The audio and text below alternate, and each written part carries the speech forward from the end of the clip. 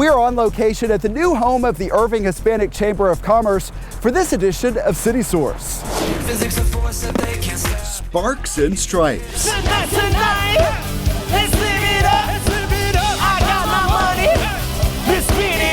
With fireworks, music, and so much more, Irving celebrates Independence Day. And we have highlights from Levy Event Plaza. Project complete. It's one of those things that we really needed to do. And I'm very proud that this one is done. More than $50 million in drainage improvements are now in place. See the benefits for residents and how the work affected this beloved hippo sculpture. Sweet sounds of ingenuity. There's always a way to definitely move forward with your dreams. An Irving student gets a prosthetic arm that allows him to play the violin. We have the story of some dedicated high schoolers who helped him meet his goal. Plus, the latest improvements at DFW Airport, now on City Source.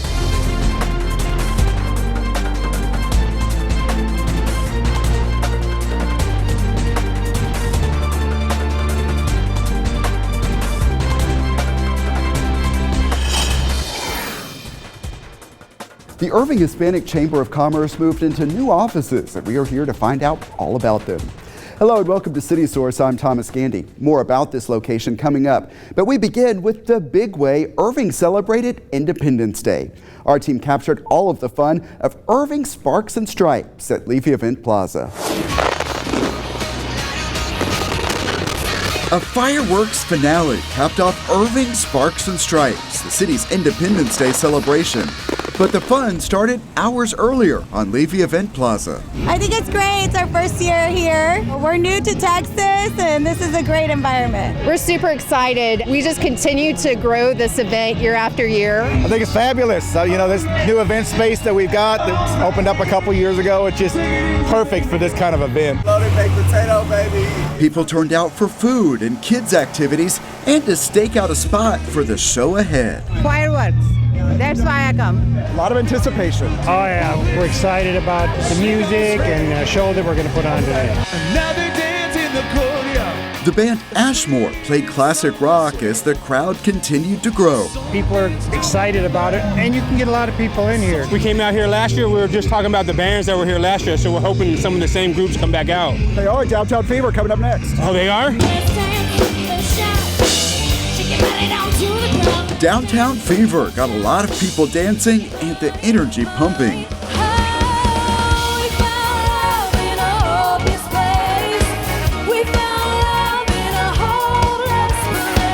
This is the biggest 4th of July, I'm confident in saying, that Irving, Texas has ever thrown. Absolutely.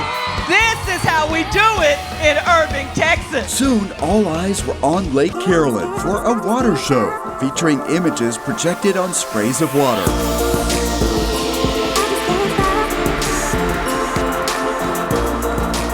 We have a really cool theme showing some of the highlighted areas of Irving.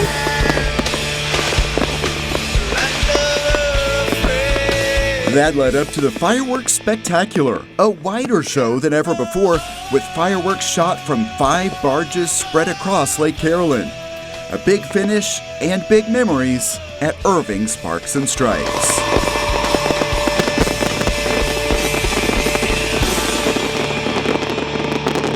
Along with the big crowds at Levy Event Plaza, thousands more watched at home. ICTN streamed the entire event on YouTube. A big effort by our team made that possible. And of course, the day started with a traditional parade in downtown Irving. Kathy Whiteman will have highlights of that event on the next edition of ICTN's About Town.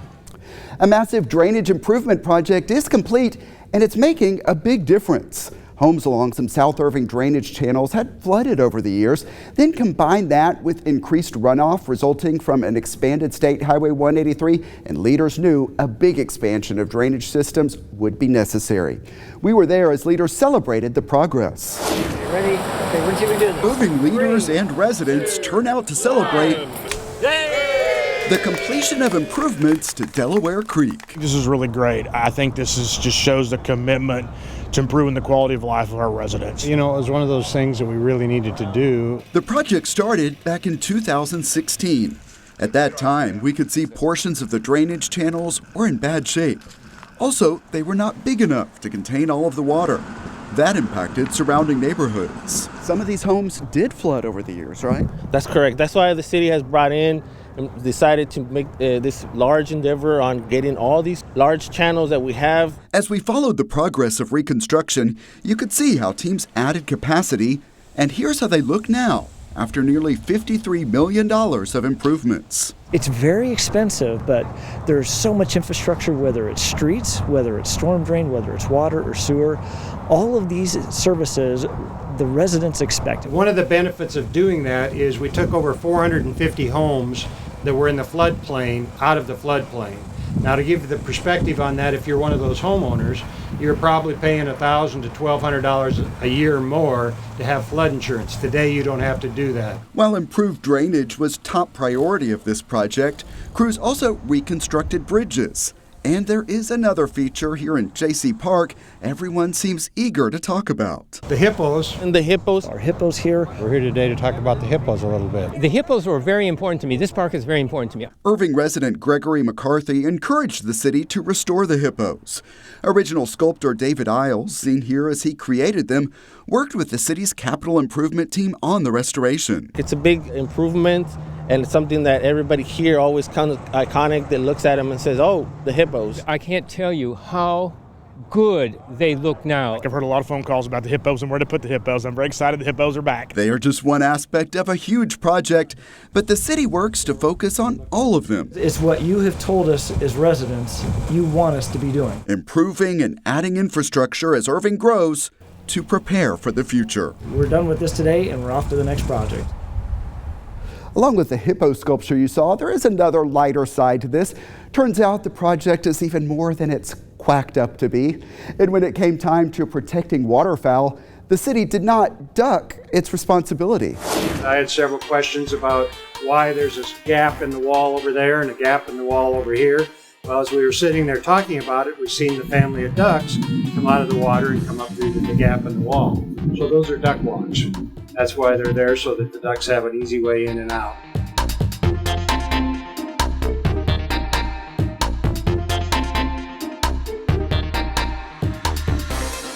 Yeah, good to see they were thought of, and the city is already moving forward with other drainage improvement projects as part of the $100 million Drainage Solutions for a Better Tomorrow initiative. DFW International Airport is a major driver of economic activity in Irving. We got a look at some of the newest upgrades there. Reconstructed gates in Terminal C. Ladies and gentlemen, this will now serve as a final boarding. Summer travelers taking flight from DFW I'm heading to Atlanta for a family reunion. Have something special to see before they go. It's nice, it's very nice. Gates C35 through C39, known as High C, are all new. The design is a first for American Airlines and DFW Airport, and it's full of innovations. This is American's largest and most important hub, so really important that we're able to showcase this new facility. What is your favorite feature? Oh gosh, I love the park. Really a great area, and it's a calming area in a busy hub environment. We've understood that travel is a very stressful process, and so a lot of the features that you see here are incorporating a lot of those lessons. Even the construction method was different. Crews built the gates off-site, then moved them into place. The goal was to minimize disruption, and it came with another big benefit. It was open 4 months ahead of schedule. Now these summer travelers can take in all of the features, including more informative video displays and dynamic windows that add natural light while also helping with temperature control. Along with all of the new things you can see, there are also some things that travelers may not notice. Ultraviolet light, I understand that's being used. Yeah, so we have UV light in UV systems inside the HVAC systems to continue cleaning the air, and we learned the importance of this during COVID. Along with these reconstructed gates, DFW Airport is adding 9 new gates. Some will extend from this point in Terminal C, even more in Terminal A. Also, discussions are back on for an all-new Terminal F. Of course, all of this in response to surging demand. We know that our region is one of the fastest growing metro areas in the U.S., so we expect to see that impact on the airport. So there is always more work ahead.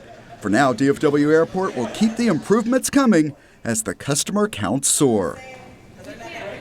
See more of our stories from DFW by checking out our playlist at youtube.com/thecityofirving. The Irving Hispanic Chamber of Commerce has a spacious new home. The organization did not move far, but it found a location with a lot more functionality here on the second floor of the Jack D. Huffman Community Building. Mary Ann Kellum is the president and CEO of the Irving Hispanic Chamber of Commerce. Thanks for having us out today. Thank you for coming. I'm excited to show you our new home and share with you our great ideas of what we have coming. Yeah, and let's talk about this new location. What can you do here that you could not do before? Well, we can do a lot. We can have all our events and have more people because we had already outgrown that space. We could barely get 30-ish people, and it was very, very crowded. Here we can have upwards of 50. So in just the conference room alone. So we have more office space, we have more private space for people that want consultations. We have a bigger reception area, which will be enclosed shortly. But we are hosting our Café con Nosotros, our power hours, our everything other than mixers are being held here. And let's talk about the overall mission of your organization. Tell me about some of the ways you serve businesses and entrepreneurs. So we first help businesses or people that want to start a business because they come in here not knowing what they want to do and not knowing what the steps are. So that's one thing. Then we have the businesses that are struggling. They're already in business, but they're struggling. We found that out during the pandemic when they didn't have their financials in order, they didn't have a banking relationship, they didn't have so many of the essentials that they needed for those grants to be approved.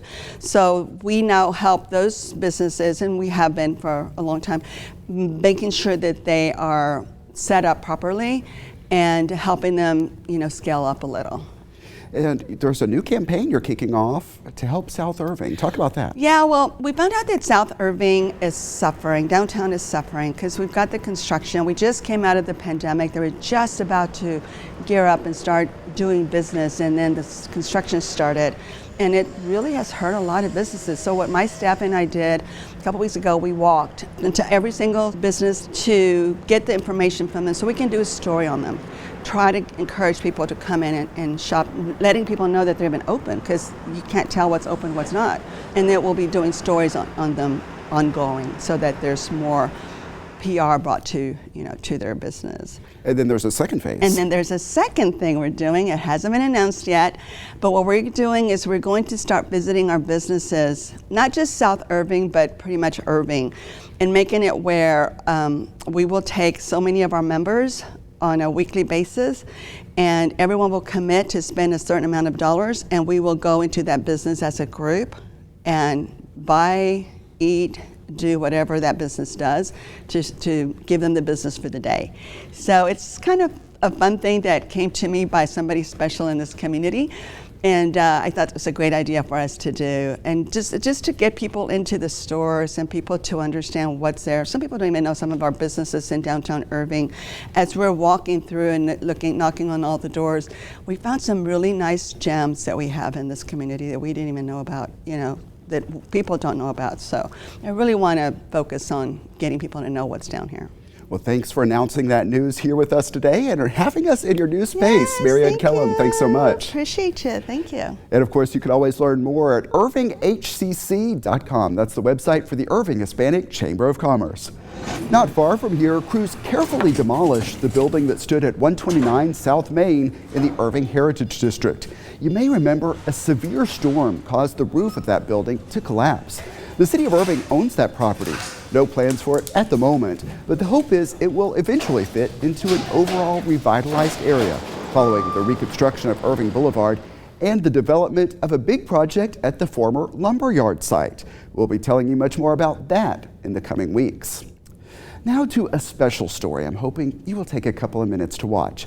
It involves Irving ISD students and teachers coming together, and the result is the sweet sound of ingenuity.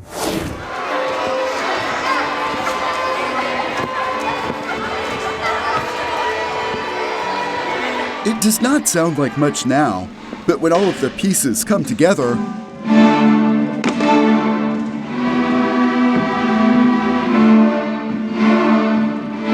they make beautiful music. Along with that listen, take a closer look and you'll see there is even more to appreciate at this concert by DeZavala Middle School students. 11-year-old Ken Hoy was born without a full arm, so he plays violin with a prosthetic. It's really great. They're very supportive of me. If there's a bolt going all the way through this, it won't slide off. Some of that support comes from these Nimitz High School engineering students. It's been pretty exciting. It's definitely something I didn't see myself doing last year. This is version what? I think Beholder itself's on 6 or 7. Yeah. This is on 5. It's a cross-school district collaboration that worked harmoniously. At DeZavala, Ken expressed an interest in playing violin. We hit the ground running as soon as we knew, because it's not up to Ken to figure this out. It was up to us to make sure that he was able to do what he needed to do.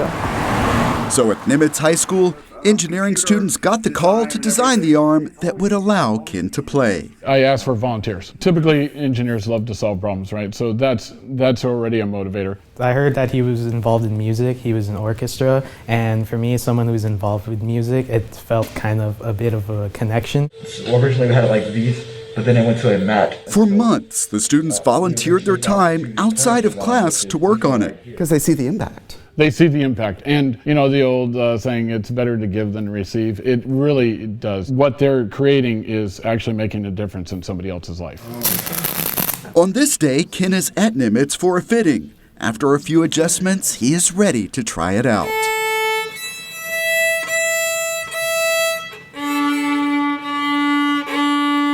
What's your goal with music? Try to play the songs I like on there and probably become famous. I'm just really excited to hopefully make his dreams come true.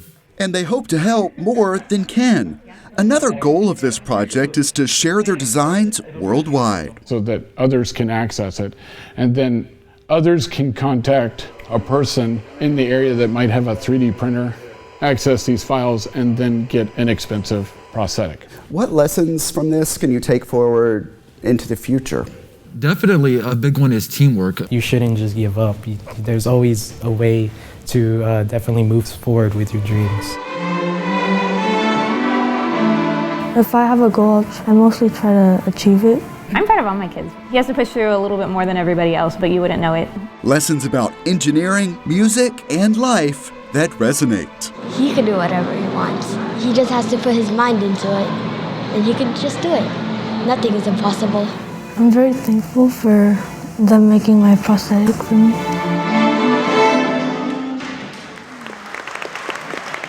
This was not the first time engineering students created a prosthetic. Back in 2019, a different group helped an Austin Middle School student achieve her dreams of playing the cello. More news about young people now. A group of Irving children had the opportunity to practice with a pro as former Dallas Mavericks star Josh Howard hosted a basketball camp at Center Park Recreation Center. Robert Sheik has the story.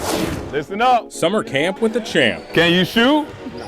Go down there. Irving youngsters recently had the opportunity to learn the game of basketball. Here we go, last two. From former Dallas Mavericks star Josh Howard. Never met an NBA player ever in my life. I didn't expect to meet him. I didn't expect him going to sign my shirt. He's tall, but I gotta look up to see him. To land a camp this big, or at least this tall, Irving Parks and Recreation staff simply just had to ask Howard. One day we just brought him in the office and asked him if he would be open to doing a camp. And I was like, sure.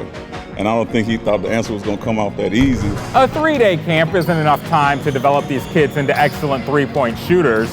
But with guest speakers every day, these kids are getting important lessons that will last them a lifetime. Hard work, dedication, motivation. Those three things I think will help these young men and women, go far in whatever respective field they decide to go to, whether it not be sports. All right, here we go. And that's one thing I make sure I talk to them about in life skills is that all of y'all are not going to be these famous NBA, baseball, NFL players that you want to be. And you got to be able to take these skills that you're learning from this camp and apply them to, everyday life, because you can be a successful businessman and heck, be the president of the United States one day if you put your mind to it. Spots in the 3-day camp at Center Park Rec Center filled quickly, and for good reason, as the event turned out to be an absolute slam dunk. It's been my first basketball camp ever, and I really like it these 3 days, and I hope I can come another time. Give yourselves a round of applause. Robert Sheik for City Source. That camp was so popular that Irving Parks and Rec is already working to schedule another camp with Josh Howard. As we mentioned earlier, we are coming to you today from the second floor of the Jack D. Huffman Community Building. The first floor is home to the Irving Archives and Museum. That museum is kicking off Second Saturdays. On the second Saturday of each month through December, admission will be free. That's thanks to friends of the Irving Museums. Also, a new exhibit is on display during all of the museum's regular hours. It's called Women, Aviation, and World War II. Learn more at irvingarchivesandmuseum.com. Come on now.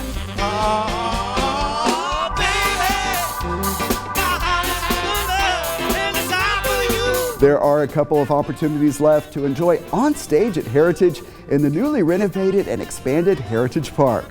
Free monthly events continue through September. August 12th is Comedy Night.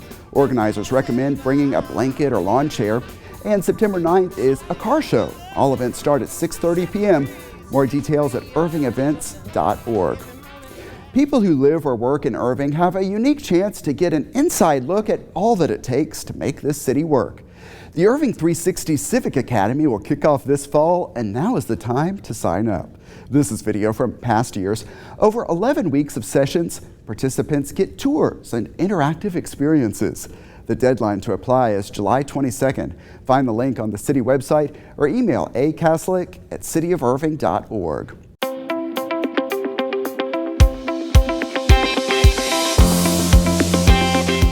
It is time for our Pets of the Week, so let's check in with the Animal Care Campus. Michael Whiteside is at the DFW Humane Society. Hey there, this is Michael, and I am with my friend Luke, who is very, very friendly. He really loves to be in your lap. He's only about 10 months old, so he's a big boy. He's a Rhodesian Ridgeback mix, and he actually was adopted out as a puppy, a younger puppy, about 2 months old, with a sibling, and they were both returned at the same time. His sibling has been adopted, but Luke is still here waiting to find that perfect family that can spend a lot of time with them, give them some exercise and a little bit of training. So my next one is a little bit more tame than Luke was. This gentleman is King Hunter. He is about 3 years old, an Australian Shepherd mix, and he came in as a stray. So we don't know much about his history. He is kind of a low-key guy. He has been around other dogs, but he's really dog selective, so he's gonna do better in a home on his own. Not very high energy. I mean, he could obviously use a little exercise like most of us could, but he is just a sweet, sweet, sweet boy that is just really looking for that special home. All right, thanks a lot, Michael. The Animal Care Campus is located at 4140 Valley View Lane. Check out the websites you see on your screen for hours and to see more adoptable animals. Operation Finally Home is getting ready to dedicate another new mortgage-free home to a veteran in need. And this dedication will be an extra big celebration as the organization marks a milestone. Full coverage next time on City Source. And you will see how the Irving Schools Foundation and its volunteers are helping thousands of students start the school year with all of the supplies they need.